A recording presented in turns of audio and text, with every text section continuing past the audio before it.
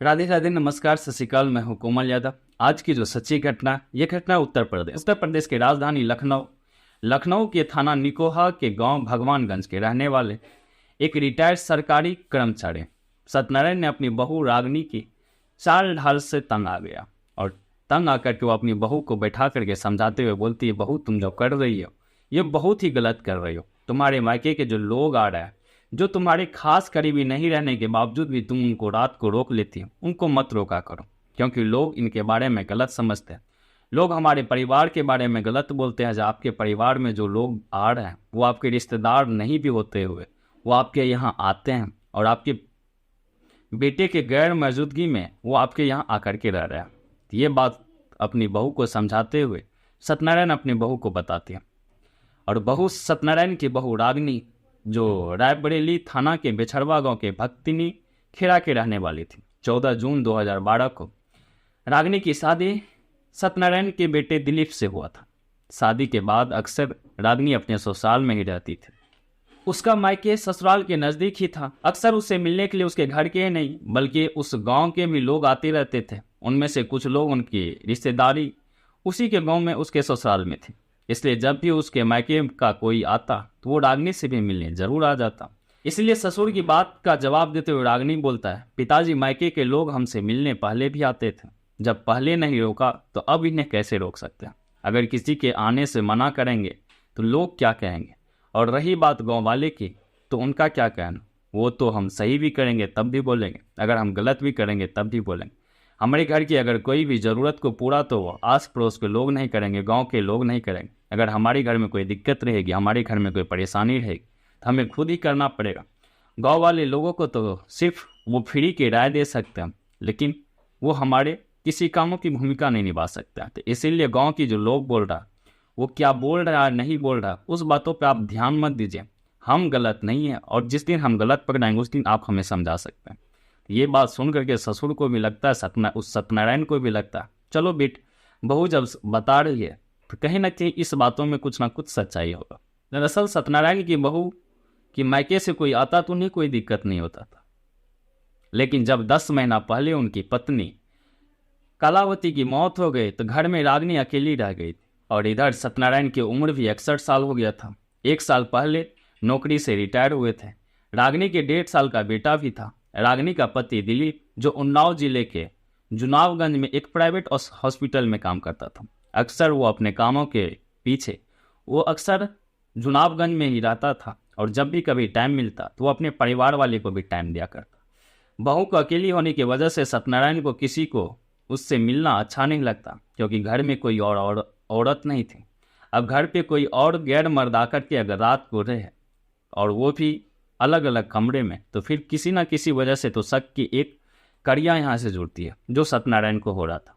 सत्यनारायण लेकिन इस चीज़ों का विरोध काफ़ी करता, लेकिन ना ही इसका असर उस रागिनी पे पड़ता और कर भी क्या सकता था, क्योंकि उनकी उम्र भी हो चुकी थी।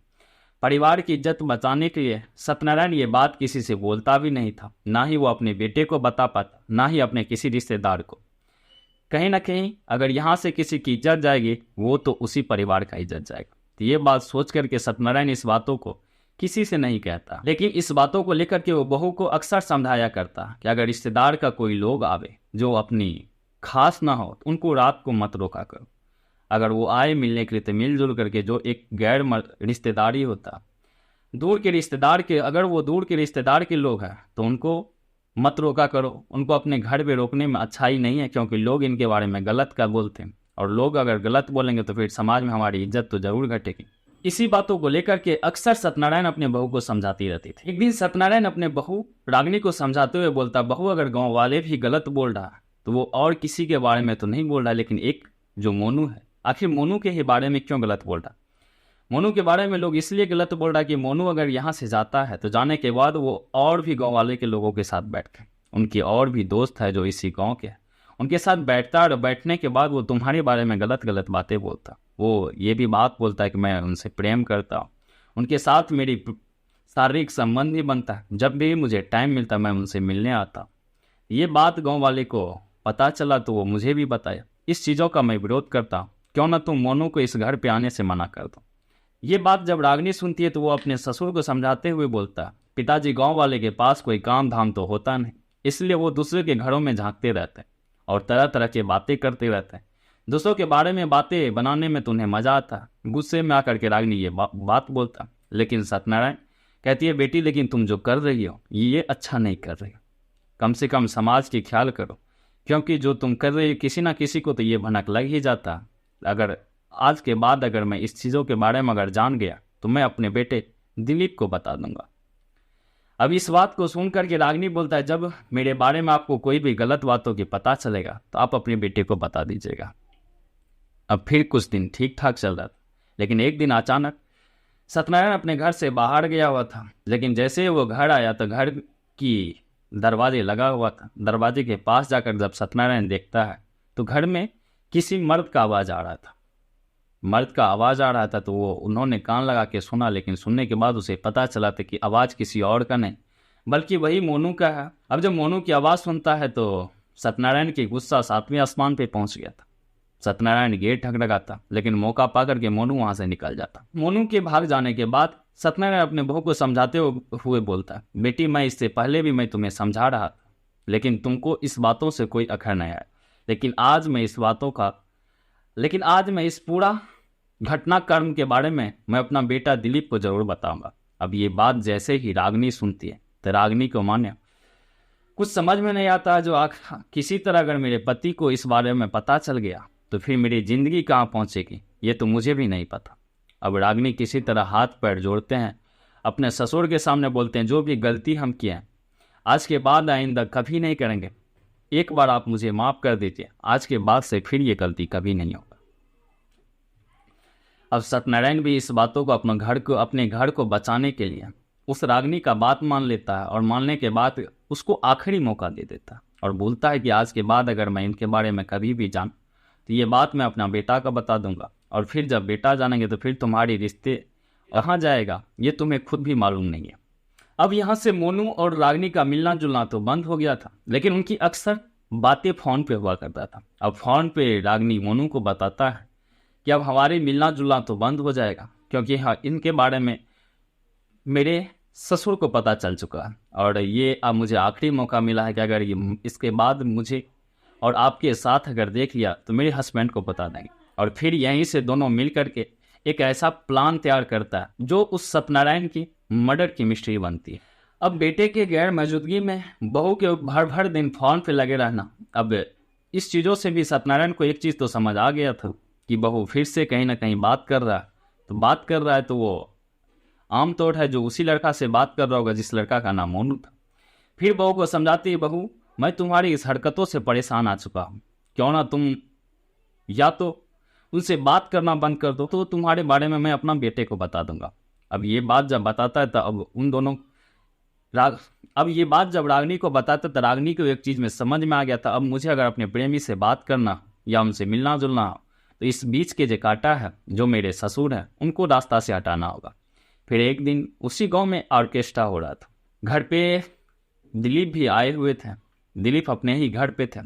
रागिनी अपने प्रेमी करने के बाद बोलता है कि क्यों ना आज की ही डेट में हम अपने बीच के जो कांटे हैं जो मेरे ससुर उसको हटा दिया जाए। मुन्ना भी बोलता है कैसे, तो वो बोलता है जो ऑर्केस्ट्रा देखने यहाँ से बाहर निकलेंगे, जैसे ही वो घर से बाहर निकलेंगे क्यों ना बीच रास्ता में ही उनके साथ घटना कर दिया जाए, फिर उनको मौत का नींद सुला दिया जाए। अब तय भी होता भी कुछ ऐसा ही है। लगभग 8 साढ़े 8 बजे के लमसम में सत्यनारायण खाना पीना खा करके अपना घर से निकलता है। घर से निकलने के बाद जैसे ही वो घर से बाहर जाता है रास्ते में 2 लोग मिलते हैं, जिसमें एक मोनू और उनका एक दोस्त। वो दोनों उनको पकड़ते हैं, लेकिन सत्यनारायण भी हट्ठे कट्ठे थे। सत्यनारायण तो किसी तरह पहले उनको छुड़ा लेता, लेकिन अब जब रागिनी भी तब तक में रागिनी भी उस जगह पे पहुंच जाता। अब जैसे ही रागिनी उस जगह पे पहुंचता तब तीनों मिल करके उनका एक ही मकसद था जो किसी तरह सत्यनारायण को मौत का नींद सुला दिया। तीनों मिल करके सत्यनारायण को नीचा गिराता, नीचा गिराने के बाद फिर उसको मौत का नींद सुला देता, उनकी गला दबा करके हत्या कर देता और हत्या करने के बाद तीनों अपने अपने घर चले जाते हैं। और घर जाने के बाद जब उनसे पति पूछता है जो पिताजी कहाँ गए हैं, तो वो बोलता है कि पिताजी तो ऑर्केस्ट्रा देखने घर से बाहर गए हैं, वो कुछ देर बोले थे जो कुछ देर में हम आ जाएंगे। अब रात से सुबह हो गई, सुबह तक उनके पिता नहीं है। फिर बेटा अपने पिता को खोजते हुए उस जगह पे पहुंचा जहाँ पे ऑर्केस्ट्रा हो रहा था। उस जगह पे पहुंचने के बाद वहाँ भी खोजबीन होता है, लेकिन उसके बारे में कुछ भी पता नहीं चलता। लेकिन तभी अचानक एक व्यक्ति का फोन जो सत्यनारायण के बेटे दिलीप पे आता। दिलीप जैसे ही फोन उठाता है, दिलीप को बोलता है कि तुम्हारे पिता का किसी ने हत्या कर दिया, और हत्या गांव के ही पास के खेत में किया गया। अब दिलीप भी दौड़ते हुए उस जगह पे पहुंचने के बाद वो जो देखता है उसे देख करके वो रोने लगता है, चीखने लगता है, चिल्लाने लगता। तभी मौके पे ही उसी निकोहा थाना के पुलिस भी उस घटनास्थल पे पहुंचता। घटनास्थल पे पहुंचने के बाद पुलिस अपने बॉडी को अपने कब्जे में लेता। कब्जे में लेने के बाद बॉडी का पोस्टमार्टम के लिए भेज देता। खोज होती उस कत्ल के कातिल का। पुलिस अभी खोजबीन कर ही रही थी, लेकिन जिस जगह पे वो लाश मिला था उस जगह पे कुछ चूड़ियां मिलती हैं। पुलिस उस चूड़ियां को भी अपने कब्जे में लेता। आस पड़ोस के लोग से भी पूछताछ होती है, जो इस घटना में किसी को अगर किसी पे शक हो तो बताया जाए। आस पड़ोस के लोग से जब पूछा जाता तो कुछ लोगों ने तो हिम्मत करके बताता कि साहब इस कत्ल के पीछे किसी और का हाथ नहीं बल्कि उसकी बहू रागिनी का हाथ। अब पुलिस को ये भी था कि अगर रागिनी पे डायरेक्ट का आरोप लगाया जाए तो कहीं ना अगर रागिनी अगर निर्दोष हो तो फिर पुलिस के लिए ये चुनौती वाली केस हो जाती। तो पुलिस ने सबसे पहले उस चूड़ी को लेकर के रागिनी के चूड़ी से मैच करवाया। तो लेकिन रागिनी के हाथ में जो चूड़ी था वो चूड़ी और उस बॉडी के पास जो पड़ी हुई चूड़ी थी वो चूड़ी दोनों एक ही कलर का था। और रागिनी के जब हाथ को देखा गया तो रागिनी के हाथ में चूड़ी टूटने का निशान भी था। अब पुलिस को एक चीज़ तो समझ में आ गया था, जो इस कत्ल के पीछे किसी और का हाथ नहीं बल्कि रागिनी का ही हाथ। रागिनी को पुलिस अपने गिरफ्त में लेती है, और गिरफ्त में लेने के बाद पुलिस जब उनसे पूछताछ करता है तब रागिनी पूरा का पूरा भेद बताता है कि वो किस तरह से उनका हत्या किया। अपना पूरा हत्या का अपना अपराध स्वीकार करता है और पूरी कहानी पुलिस को सुना देता। 24 सितंबर को मोनू रागिनी से मिलने आया तो इसकी जानकारी सत्यनारायण को हो गई थी। उन्होंने गुस्से में कहा, अब तक मैं चुप था, लेकिन अब मुझे यह सब दिलीप को बता देना पड़ेगा। और इस बातों को लेकर के रागिनी डर गए थे कि कहीं इसका भेद उसका पति को न चले। इसी वजह से उसने ससुर से कुछ भी बहस नहीं किया, बल्कि उनको अपने रास्ते से हटाने का एक मर्डर प्लान तैयार कर, जिस वजह से 24 दिसंबर के रात में ही इस पूरा घटना को अंजाम दिया गया। अब जब फिर सत्यनारायण के बारे में अगर पता चलता है, जो सत्यनारायण और उनकी जो वाइफ थी कलावती, उनको कोई भी औलाद नहीं था। सत्यनारायण की पत्नी सोचती थी कि क्यों ना रिश्तेदारी से ही कोई औलाद को गोद ले लिया जाए, लेकिन सत्यनारायण हमेशा सोचता था कि अगर किसी औलाद को अगर गोद लेना है तो वो अनाथ आश्रम से ही लेना। तो यहाँ दिलीप जो है ये अनाथ आश्रम से लाया गया वो बच्चा था। जब दिलीप भी ये बताता है जो मैं इनका अपना बेटा नहीं बल्कि अनाथ आश्रम से लाया गया था, लेकिन मुझे जिस तरह से इन्होंने पढ़ाया, कभी मुझे एहसास नहीं होने दिया कि मैं इनका बेटा नहीं हूँ। मुझे जो प्यार मिला, मुझे जो इज्जत मिली, वो कभी मैं बयां नहीं कर सकता हूँ कि मैं इनका बेटा नहीं हूँ। ये सब बात भी जब पुलिस को पता चलता है तो पुलिस भी हैरान हो जाता कि जिस घर में जिस इंसान को पनाह मिली, जिस इंसान ने उसको एक नाम दिया, जिस इंसान ने एक उनको पहचान दिया, उन्हीं की पत्नी उस इंसान का हत्या करवा देता और उस हत्या का मेन भूमिका भी निभा देता। हालांकि ये कहानी जब समाज के लोगों को पता चलता, आस पड़ोस के लोगों को पता चलता है, तो हर एक लोग इस घटना के बारे में जान करके हैरान था, परेशान था, जो आखिर किस तरह से एक बहू अपने ससुर को इस तरह से हत्या करके उसका जान ले सकता। हालांकि ये कहानी सुनाने का मकसद किसी को परेशान करना नहीं बल्कि आपको जागरूक करना था। फिर मिलते हैं कल एक नई कहानी के साथ। आज यहीं तक। जय हिंद, जय भारत, वंदे मातरम।